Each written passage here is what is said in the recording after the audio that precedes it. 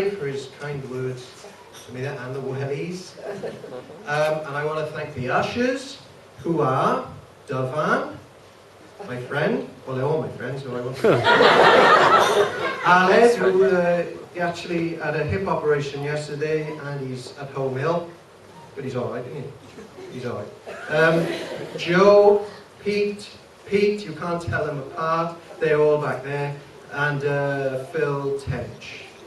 Not everyone, did I miss anyone? Alright, thank you for working hard today, boys. Alright, and for being good friends. You are good friends. You really are. I want to thank the bridesmaids. I didn't know who had to do that, so you've got it from me as well. Anna, Joy, Becky, looking very dishy. And, sorry.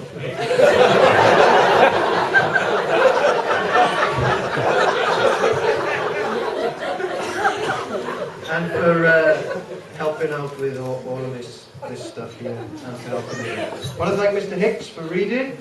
Thank you. And Rita loves you and loves you all at Bethany, so thank you all. Thank the musicians, Pete and Hugh. I hear it was very good. I wasn't there, but I hear good things. I'd like to thank all of the people who prayed for me over the years, because if there ever was a lost hope, it was Owen, John, Batstow. But you've prayed for me, and the Lord He saved me and He's blessed me with your friendships and with Rita today. So thank you, particularly the elderly ladies at the Heath, who I know prayed for me when I was a youngster, and some of you are here now. Meryl and Gerard Lewis, I want to thank you, because when I was young you opened your house to me and your fridge to me, and I took advantage of all of that, and you never were angry or anything, so thank you for that. I want to thank my sisters, actually, because I think they're lovely. So thank you, my sisters. I often see other people's sisters and I just think mine are better than yours. I do mean that. We've got a good family, and I thank the Lord for you. I want to thank Wayne Hughes for being a patient pastor when I was a little whippersnapper under his ministry, and he's a good friend too. And I want to thank Mr. and Mrs. Clark for coming and praying. Trustworthy couple who are actually over me now in theological training, and there isn't a better couple for it. So thank you for that, and your warmth and your tenderness. And this is the end of the general thanks. So I want to thank Alan and Anne Rees, of course, not just for today. I thought the service was tremendous, but for the last 4 years. And I'll just say, under his ministry and their ministry, I saw a new vision of Jesus, and there's nothing better. And I urge Wales to take advantage of them before they pass away and we lose another. And I don't mean now, we've got years left. So I might say. But seriously, lots of people who have tasted things of God are passing away in Wales, and we seem to always want to make more of them after they've gone. So Wales, take advantage of them. I am indebted to you and your friendship. All right, now then, thank you to my best man, Matthew, and to Sarah. You come as a couple, really. Lots of you are thinking I chose him because he doesn't know anything about my past. And if he did, this wouldn't be a cause for celebration, but of deep concern for Rita. But it's not true. I love them because we got a lovely friendship, and they took me in and I live with them, and it's a bond which will last forever, I'm sure. You are a lovely, humble, serving couple, so thank you. Now then, thank you to my parents. No.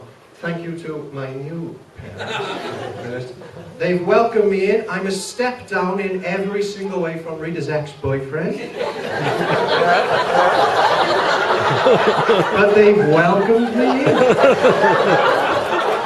And I'm very thankful for that. I wouldn't advise shaking his hand because he really will break the bones in his hand. That's what happened the first time I met him. But all I can say is, from what I've seen in Rita, she's been raised very well. And the qualities which I'm going to list of Rita a bit later, I actually see in you as well. So thank you for welcoming me in and being lovely. I'm gaining honourable, hard-working, warm parents-in-law. God is kind. Now then, on to my parents. This could be the last chance that they get thanked publicly. I'm not saying definitely, but time is ticking on. But to my mother, I want to thank you, Mum, for being a good mother. In fact, I don't think there's a woman in this room or a mother alive who could better say she's been a good mother. She's been loyal to her children and a defender of them, which has been very needed at times. A defender of them no matter what, and you can rest in your closing years, Mum, knowing that you've done well. And you are loved by your family and friends. So thank you. I got a gift. Oh, well, I haven't. Rita got it.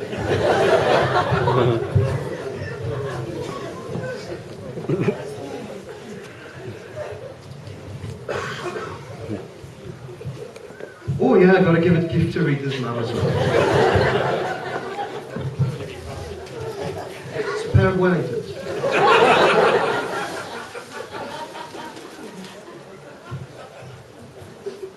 Thank you, thank you. See you again. Now then, on to my dad. Well, I asked Phil Tench, what should I say about my dad? And he said, oh, come on. Keith has done everything for you. He's raised you as if you were his own son. He said, start at the beginning. The first time he told you off.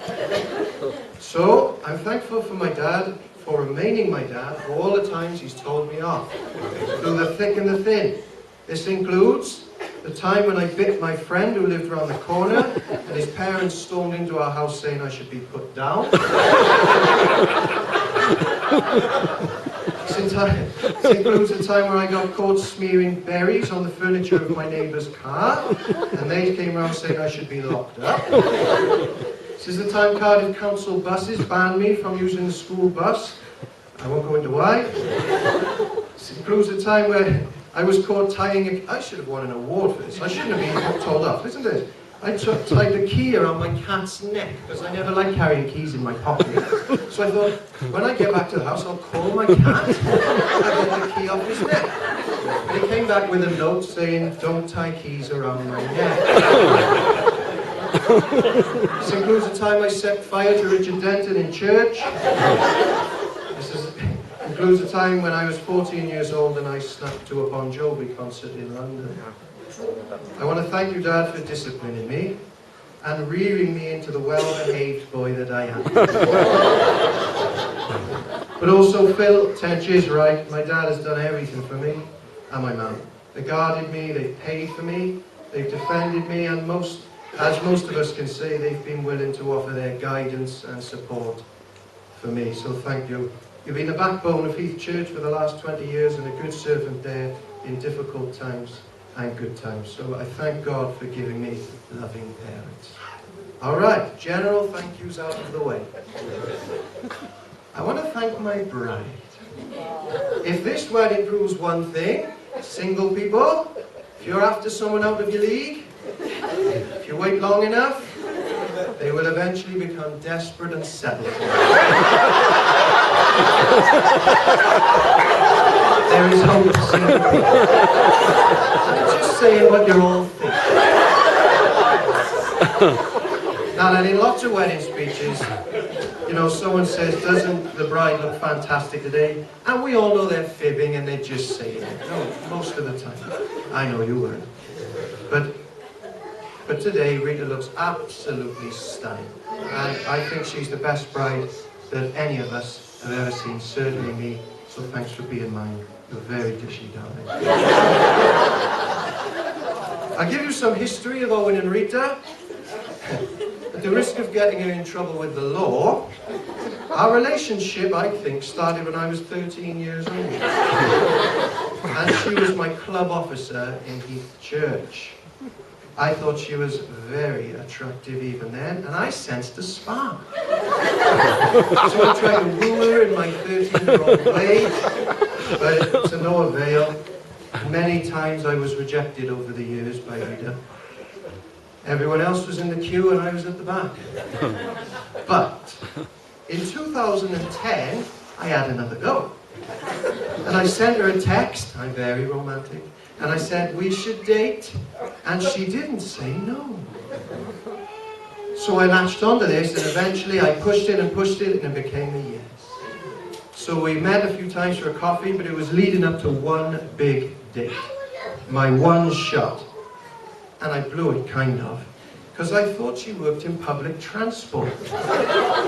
So I took her to the brand new Swansea bus station, which had just been opened. I thought, oh, she's in public transport, she loves this kind of thing. But we got there and she looked very disinterested and a little bit disheartened. But she wasn't too fazed, because I asked her to be my special lady friend, and she said yes. And we smooched.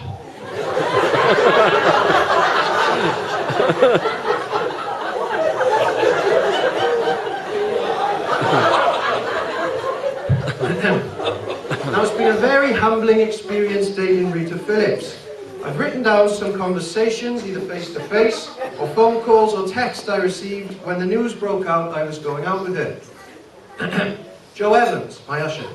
I'm sorry, Owen, I think the phone cut out a bit. Either that, or you said you were dating Rita Phillips. Nigel Council, who's not here.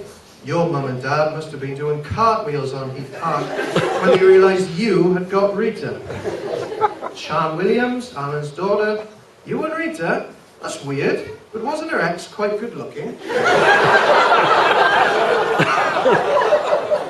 Martin Dorr, who's not here, and you'll understand why in a minute. You're getting married to who? But isn't she nice? I suppose she is getting old. Alan Lewis, after 5 attempts of different women in the Heath. Well, there's one left, but there's no way it's her, because she would never go out with you in a million years. Phil Tench. Owen, I couldn't care less who you're going out with. Why did you pause the film to tell me that? My sister Anna. That's disturbing. It's going to take me a lifetime to get over this one. And Harriet Parsons. She'll be very good for you, Owen. She's normal. And finally, Matthew Payne. You've managed to get the best girl in Heath. How did you do that, you jammy ginger nut? And I remember watching Beauty and the Beast at this time, thinking, brother, I know what you were going through. But none of it bothered me, because I knew, for me and Rita, this was serious. And Rita isn't the type to settle, so in your face. She's got a good head on her, and she's trustworthy, and I've never doubted her love for even me. So, mid-last year, I proposed in a cow full of cows, in a shed full of cows, smelling of cow pat and all the rest of it, but that's at Rita's heart. You know, she loves that kind of thing.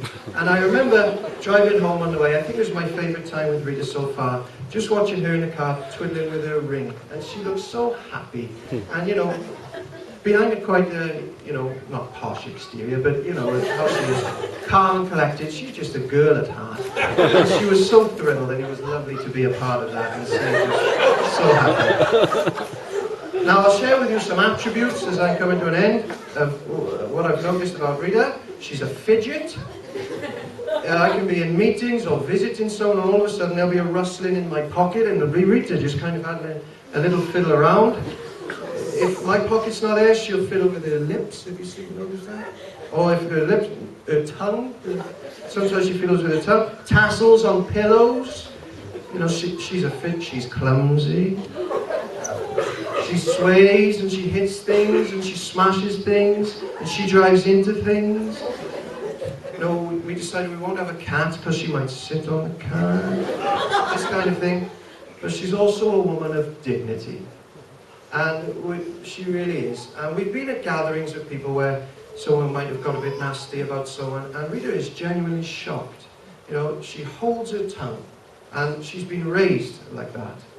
And she really is. And when she's hurt, she doesn't let people know. She doesn't complain. She sucks it up. That's what I've noticed. She's got a real, you know, she's dignified. And she's spiritual, which is so key. She's got many faults. We all have. You know, she is a sinner, and she's got a long way to go, but she is willing, honestly not, we all have, but she is willing to grow spiritually. And she doesn't flag up excuses about her faults. She wants to confess them and grow. And this is the crown jewel, this humility Rita's got. It's a crown jewel of why she's so special. And lastly, she's a gift. You know, I could say I love her because she's beautiful, or because I can talk to her because she makes me happy, but that'll change when we want to punch each other's lights out. But I love her because she's a gift. She's a gift that God has deemed just right to be with me, and I will endeavour to treasure her and love you for that forevermore. So fifthly now, I want to thank the Lord, because you've all seen I got a lot in my life to be thankful for. I am punching way above my knee with Rita, and we're going to seek God together, because if we're just left to ourselves, we won't fulfill each other.